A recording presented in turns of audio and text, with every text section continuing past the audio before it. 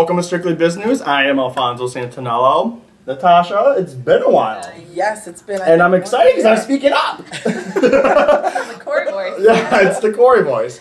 Thank you so much for being here. Thank you for having me. And speaking of the Corey voice, the original Corey. The original is here. The original is here, so when she's excited, get excited. I've been out for a few weeks. We filmed one day while she was gone. So I was only out for 1 week. She was out for 1 week.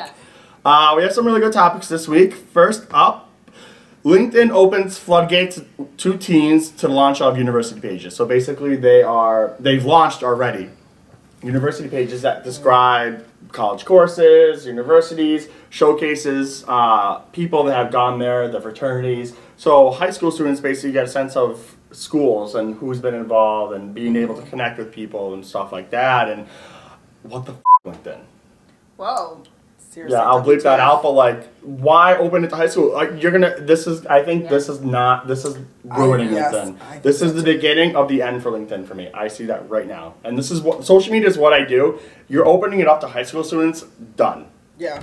Especially, it was saying what? This will happen on Facebook. Did you look at Facebook? Yeah. Facebook is done now. Yeah. You could be age 14 and up and go on there and establish your page, which who's monitoring your page, right, and what you're doing. Kids are already doing questionable stuff on the other social media outlets. So all like of a sudden Snapchat. to say, here, you're going to go on here and be professional, and I don't know. Yeah. I think it's kind of questionable. Yeah, there's got to be, I mean, I didn't look into the guidelines. I don't know if they made specific guidelines, because if you create an account in that age group, you're going to have to say age, or fill in where you work. You can't fill in where you work. Like, there's things that's probably going to change, but I don't see this benefiting LinkedIn or its current member base at all. Yeah, and why didn't they just branch out with another, like, sector of the business for this age group? Like, why extend their current, why couldn't they be, like, linking in or something? I don't know. They're really good at toys. No, I agree with you. They could have done, like, a second party app or something where it's just like it integrated within LinkedIn, but necessarily wasn't LinkedIn. Yeah. I don't see this. For me, I've been enjoying LinkedIn more and more because it's become more and more professional, less and less catty, and when people are going to the bathroom and when they're posting their hair pictures and like all this stuff that like happens on every other platform, which is fine. Right. But I go to LinkedIn not to see that stuff. Thank you. And for business. So if people are posting their Snapchats on LinkedIn, I'm done. Like, done. But this does open the doors for another social media company to come in and kind of steal their thunder. So, which there hasn't been. LinkedIn is the one and probably the only business to business. This really opens up the floodgates for others who are looking to. So we're gonna come up with our own after this show, and we're gonna be like, boom! It's gonna be called Business In. Next up, we have where you go. Wouldn't it be Biz News In? People won't know how to spell it, say it, and it's just not worth it. Let's call it in. You're in. I like it. Next up, there's new software forcing forcing people. So when someone starts at a new company and they're going through training videos, there's this new software that forces people to pay attention. Yeah. Whoa. So it's kind of freaky. Yeah. So it's going along with, you know how the new Samsung phones where you can look at the phone and if you look away it will stop? This software, in a sense, is like that. So this software will allow you to know when people are watching the content when they're training, whether it be a video, whether it be reading, whatever. If it will register the eyes. There's a camera on the monitor or wherever the camera, This is crazy. it's like censored. We were just talking about this with advertising and what they're doing overseas. Was it Russia? Russia, yeah. And they have face sensors recognition. within the advertisements and gauging how people feel during checkout. And I think you're leaking. Yeah, that's all right. My beer's all over the place. No big deal. We'll slurp it up after. Thank you for emphasizing it was your beer. We enjoy beers here. Not my problem. Actually, it is my problem, but yeah. But I mean, I think this is an effective tool for business and for training, not for the people going through it. But I mean, people are going to get what they pay for now. When they're training, there's no more loopholes. Like they can be able to tell through like the system, seeing if people are able to like pay attention to their training. See, the only thing that I thought of though is I have moments when I'm working during the day where my eyes are on the screen like this, but I'm not home. I'm thinking of something else. So if you're going off that's what happened when Corey tracking, stares at a picture of me. She's like, Al, but doesn't think of it like. You could totally, if it's just off of eyeball tracking, Yeah. I don't know if they'll necessarily that work. is You true. could zone out. There are professional sleepers that sleep with their eyes open. Like they can It's also store true. these training videos and be Exactly. like, I did it, and we're sleeping the whole time. Yeah. For me, I just think that this is very going forward in the whole tech of business and tech and how give it 5 or 10 years, how everything is going to be automated. Everything's going to know how you feel, what you think, what you everything. Before you even know it. Yeah, can't wait for that time. Next up, there is a new app, which I think this is actually really cool and really innovative in the sense when it comes to drinking. So the app is called Drync, D-R-Y-N-C. And if you know the app Shazam, it's like that. So basically, if you take your phone and pretend this is a non-leaky wine bottle, and you take a picture. It's weird. Well, I think I put it down and it Crap. went over. Oh. No. So We're like so intrigued by this. yeah, right so now. There's like a so funnel there's this app. on the table. Back to the drink. Sorry. So this. That's what I'm talking Technically. about. So there's an app called Drync, and so basically what you can do if you're drinking a bottle of wine, which happens all the time, you said you don't remember what you had, Right. or if you're at a restaurant, you don't know where to buy it. I mean, there's all these things that happen when you're Sure. a wine drinker. Drink a Which bottle of wine, yeah. I mean, by the time we go to Corey's house, the box of wine is gone. So it doesn't even. So what you do with this app is you take the picture of the label, and it will tell you how much it is, and then you can buy it directly from the app, and it Wine gets only? mailed to you. Wine only? Wine only. Okay. So we need to come up with a beer one. Yes. We'll figure out her name after. I can't think of it This off is the top of my very head. cool. Well, I think it's really innovative. It's like they literally have thousands and thousands of bottles of wine in their database that can be looked through from them taking a picture and telling them where it is, how much it goes for. Let me see exactly what the criteria was in here. I felt like they were selling themselves, the company though, short, because it's really cool, right? It's different, it's innovative, but they said that they weren't totally in the black yet in terms of making profit. And I think it's because they said that they charge the wine companies, right, a flat fee. To be associated Company with earns them. the flat fee from the wine that's sold. I think that they should also charge them to be included on the Like wine a list. sales commission. Like, You know how much money they would make if they Right. charged them like you want to be in our app? Right. not right. even that. I would just do a commission per bottle of wine they sell. Like, they just do a they're flat their fee sales force right there. from the wines that are sold, and I think they should, pay to be on the list. I mean, granted, not every single bottle of wine is going to be on there, Right. but give it time. I mean, if this Yeah. wasn't like an iPad app, like people would be knocking over bottles of wine with their Exactly. iPads, like, especially if they already had a bottle or two, be like, ugh. So I didn't know that we could actually order wine anywhere and have it shipped. Like can we do that in Massachusetts? I don't know if there's certain states. So right? I didn't put this on the biz news topic because that show got canceled, but U.S. Postal is trying to deliver beer now all Well, over they the gotta U.S. make money somehow. Yeah. Oh, yeah, that was the whole article was about. We'll save that for next week. If it's still relevant, we'll save it for next week. But yeah, U.S. Postal wants to deliver beer apparently. Wow. Beer, liquor, everything. This goes right along with my. Never leave the house rule. That's awesome. This is true. Yes. Okay, we'll talk after. Yes. Next up, did I exit out of something? Was there one more? Hollister.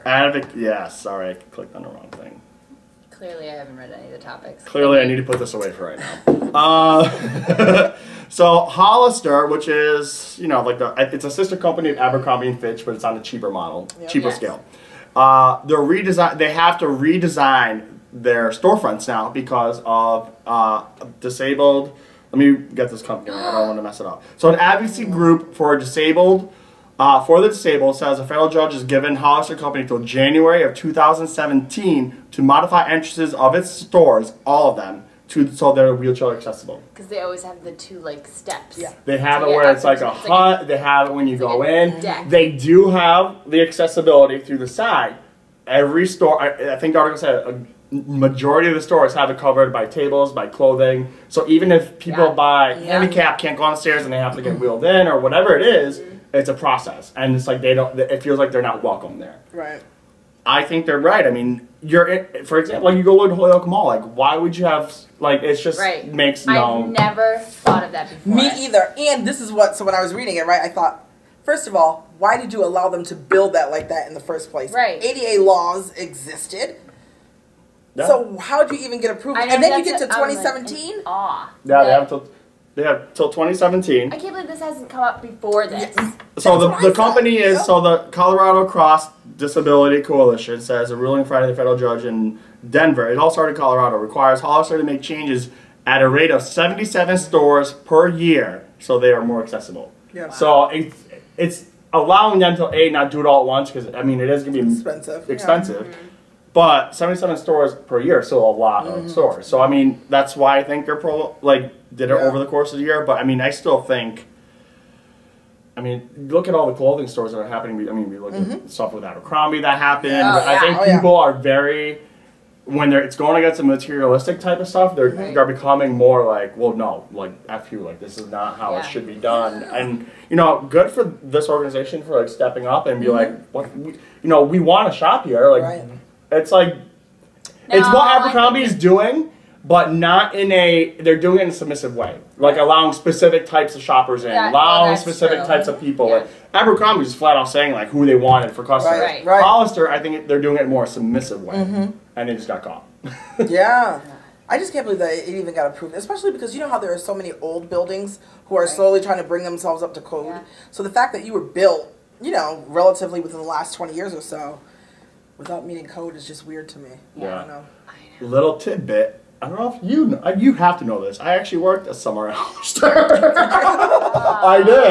I did. It was my freshman year of college. I do remember when you worked on the Mass Pike that year too, remember? Oh yeah, I was, you know me, I like to work 5 jobs at once. But yeah, I used to work at Hollister for a summer. Funny. It was a great experience. I met great people. They're, you know, the discount was great. But I mean, at the time, I didn't think my mindset wasn't where it was now. I never thought of it. I was a summer job in between college, and I got discounted for school clothes for next year. That was about what I thought. Yeah. And I'm sure most of the teenagers that work there, or the grown-ups who act like teenagers that work there, you know, same thing. Yeah. So, which is natural, unless sometimes it hits home to you. Right. Like, sometimes things just don't cross your mind. Yeah.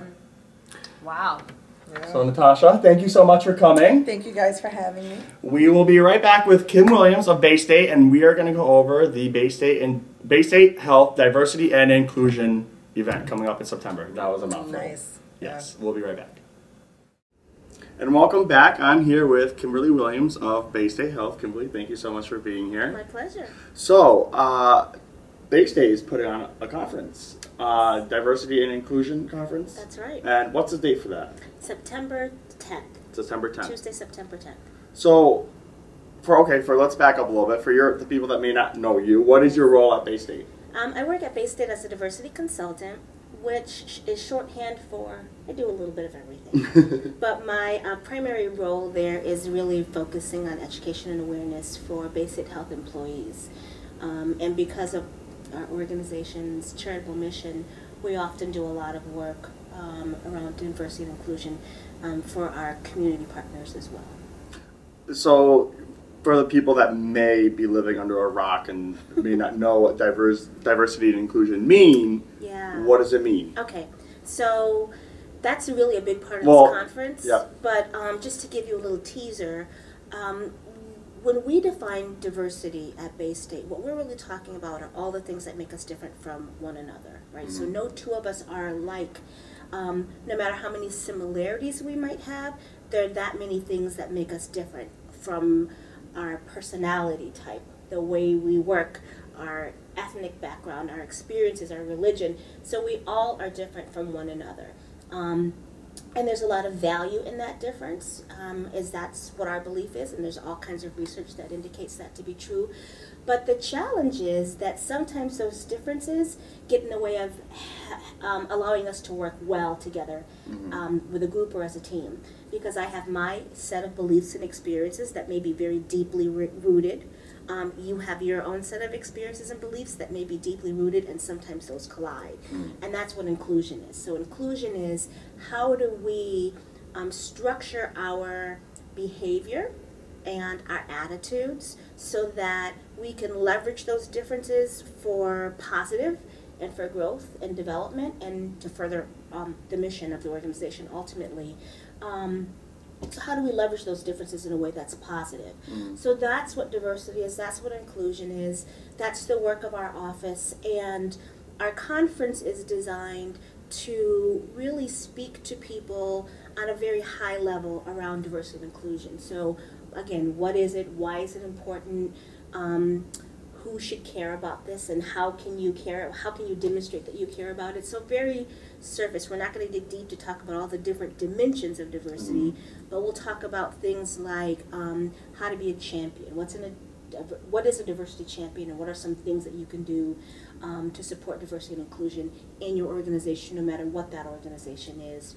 We'll talk about the business case. So a lot of businesses are now trying to create and develop D&I strategies, and that requires effort and money, and sometimes a dedicated effort. So how could I, as a champion, go to my organization and say, this is why this is important, and this is how it'll help our organization long term. So some education, some awareness, and most importantly, networking. So we've got about 280 folks so far registered from across the region. So from northern Connecticut into the Berkshires, and we tried to get over there to eastern Connecticut, but we've got a smattering of folks from there. But so a bunch of folks in the room who are looking at diversity and inclusion from lots of different perspectives, and are able to share what they know, what they want to know, and to build some relationships. So, speaking of attendees, who can come? Anybody in the world. What we're looking for, we're targeting people who are diversity practitioners, so folks like myself who may have offices of diversity in their organization, or who may serve as a diversity and inclusion expert in their particular business. We're looking for people on the opposite end of that spectrum who may work in an organization and just say, you know what, I think this is important, and I want to understand what more I can do to be a champion, or I'd like to figure out how to create this kind of structure in my organization. So across the board, in terms of levels, all the way from champion to practitioner, across industry. So we have people registered from the not-for-profit world. We have folks registered from higher ed, corporate, of course. So really anyone who considers themselves or wants to build a competency around being a diversity champion, all the way up to a practitioner, would find this conference very useful. So if viewers wanted to buy a ticket or get more information, where can they go? A couple ways they can find out. So we have a website. Easiest way to do this, if you're already online, is to Google Bay State Health Diversity and Inclusion Conference, and that'll take you to a number of places. Our Eventbrite event page is where we have most of the information and an opportunity to register directly. We have a page on our Bay State Health external website. We also have an event in Facebook and a group on LinkedIn. So again, the best way to find any of the information is to just search Bay State Health Diversity and Inclusion Conference. And if you're watching this video, we will probably have it in the information below, too. Right there. And let me just say something about the price point. So, you know, I have the very fortunate opportunity to be able to attend diversity and inclusion conferences around the country. We build it into part of our professional development budget, and I know lots of organizations don't have that. So we have tried to price this conference at an amount that really is doable for most. So the full conference rate is $160. There's a discount rate if you're one of our member organizations, and that information is also available on Eventbrite. There are group discount opportunities, so we've really tried to do our best to make it an affordable price point. And it is an all-day conference. It is a full-day conference, which includes breakfast, lunch, a couple snacks, and a reception. So it is a full day. If a person out there is an HR professional who needs credits to keep up their certification, we will also be offering accreditation for HR professionals. So that's a really nice benefit. And again, I just think it's going to be an awesome learning experience, one that you will not have ever experienced, at least in this part of the country. So I think we're cornering the market on this type of conference. That's great. Check it out. Go to the links. If you have any information, there's contact information on there. Absolutely. And we will be right back. Yes. Thanks again for coming in. My pleasure.